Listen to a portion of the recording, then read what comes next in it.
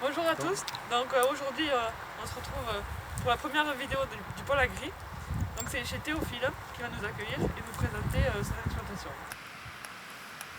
Voilà, donc bienvenue à l'ERL Domaine de la Seine. Et je vais laisser mon père prendre la suite. Donc ici, nous sommes sur une ferme familiale. J'ai repris l'exploitation après mes parents en 2000.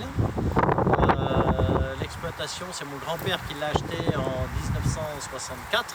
Nous avons des pruniers, pruniers d'Antes, pruneaux IGP, pruneaux d'Agen, des céréales, donc pruniers d'Antes sur 33 hectares et des céréales sur 100 hectares, avec une partie en bio, avec 11 hectares en bio et une autre partie en conversion. Nous sommes au cœur du Lot-et-Garonne, dans les coteaux du pays de Serres, entre Villeneuve-sur-Lot et Agen, des terres fertiles et qui se réchauffent facilement, idéales pour cultiver du pruneau d'Agen. Donc on voit, on a l'impression de voir que les pruniers sont fleuris, c'est ça, là c'est la période? Alors là, oui, là on est en pleine fleur, début floraison. La taille a eu lieu cet hiver. C'est une part importante de l'entretien des vergers. On passe entre 50 et 80 heures à l'hectare de taille avec une machine bien spécifique. Et ensuite arrivent voilà, les beaux jours, réchauffement et on arrive à la floraison. Donc on aperçoit qu'on a des fleurs qui ont commencé qui sont ouvertes depuis quelques jours et d'autres qui arrivent bientôt. Donc la pleine floraison sera dans une dizaine de jours. D'accord. Suite à ça, il y aura fécondation des pistils et la prune va grossir jusqu'à la récolte. D'accord. Et par rapport au gel, il y a une sensibilité là actuellement ou pas? Alors la semaine dernière, on a eu un jour à -3, -4. Donc les fleurs qui étaient bien ouvertes comme celle-ci, elles sont noires, les pistils ont cramé, sont secs. Bon, il n'y en avait pas beaucoup, que 5-6% qui vont être atteintes. Le reste peuvent résister un peu plus à -1, -2 degrés. Et celles qui sont en ballon ou carrément fermées comme ça, si on les ouvre, on est sûr que la floraison sera bien parce que ça résiste à -4 facilement. Donc la floraison dure pendant une dizaine de jours et donc c'est pour ça qu'on a tous les stades. Du coup Théophile, est-ce que tu peux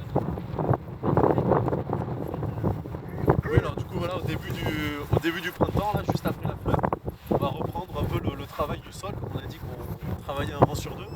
On va travailler la terre pour enfouir le fumier qu'on avait déjà déposé.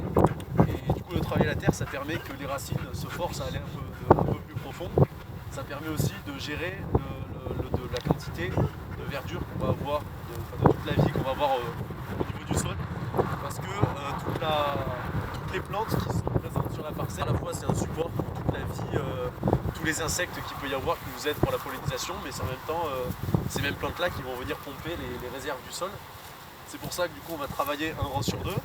On va aussi passer pas mal de temps à broyer, à tondre entre les rangs, au pied des arbres. Il y a des appareils assez spécifiques, par exemple pour travailler dans les jeunes vergers plus loin, travailler vraiment jusqu'au pied des arbres.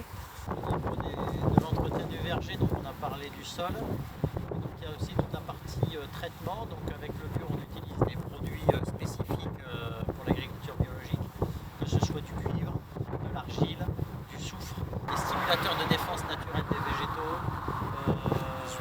des huiles aussi. Au niveau des traitements, on est à 15-17 traitements par an. Comparé au conventionnel, on est à 11 traitements. Beaucoup plus en bio parce qu'on va traiter de manière plus préventive et non pas juste cibler le moment où l'insecte est présent. Ensuite, donc, il y a les traitements, la taille, on en a parlé, la récolte.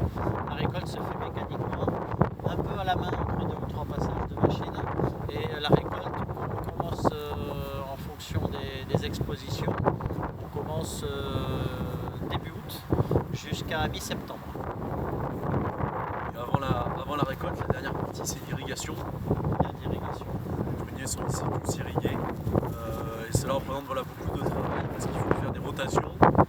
Et par rapport à la récolte, vous voyez que c'était mécanique, vous pouvez nous expliquer comment ça fonctionne? Alors pour la récolte, on arrive, on a un tracteur, un chauffeur, une machine.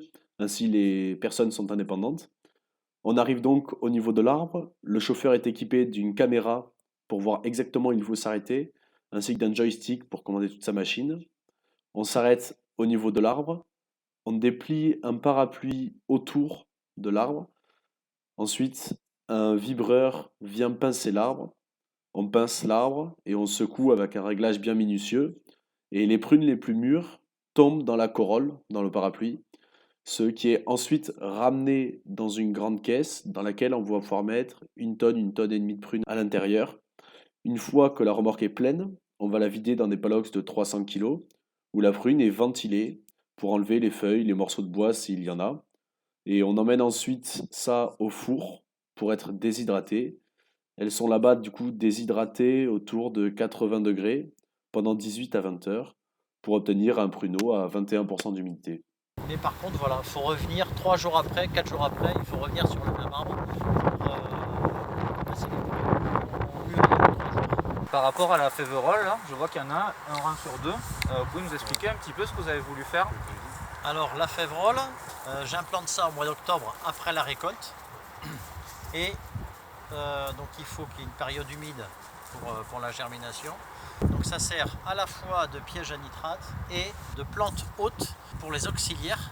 Parce que là, fin floraison, il va y avoir d'attaques de pucerons. Et le fait que les pucerons, déjà des pucerons noirs, se développent sur les févroles, les auxiliaires vont d'abord se mettre sur les févroles et ensuite elles seront prêtes à aller dans les arbres. D'accord. Et par rapport à la conversion en bio, du coup, qui était en conventionnel avant, qu'est-ce qui a changé concrètement? Qu'est-ce qui est compliqué? Qu'est-ce qui est plus facile? Qu'est-ce qui est intéressant dans le bio par rapport à avant?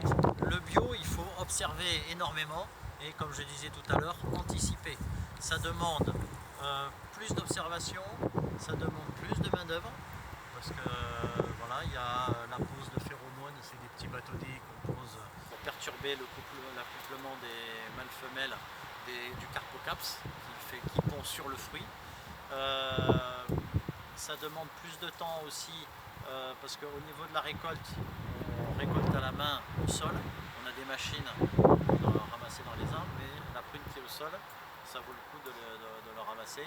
Ok, d'accord, merci. Du coup, là, vous avez nous présenter la partie de l'exploitation, les grandes cultures. Vous utilisez quoi comme matériel dans l'exploitation? Alors, sur notre exploitation, on a au niveau du chiffre d'affaires, les 2/3 du chiffre d'affaires sont faits avec la prune, et 1/3 avec les céréales.